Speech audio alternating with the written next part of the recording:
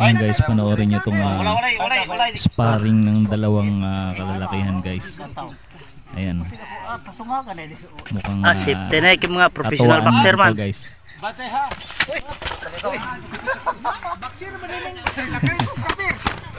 Naka-cover talaga si Manong. Natali na ba to?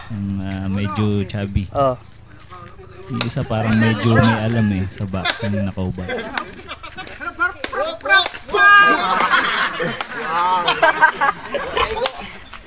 Pero guys, medyo delikado to dahil wala silang safety gear.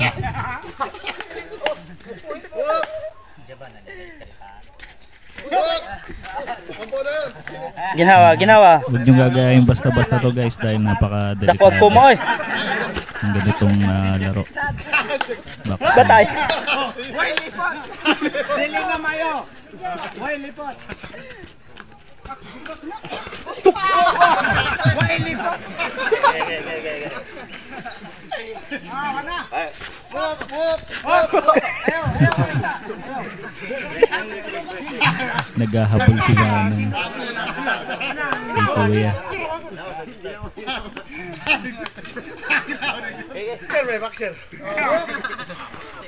Tignan nyo guys kung ano mangyayari guys.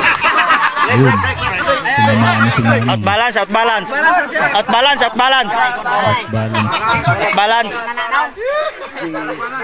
Paway.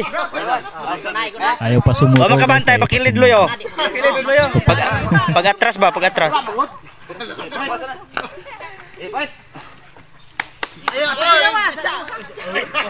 Atong ganahag mga boxing dia soroy mo diri mga Domingo na ay Kuandre.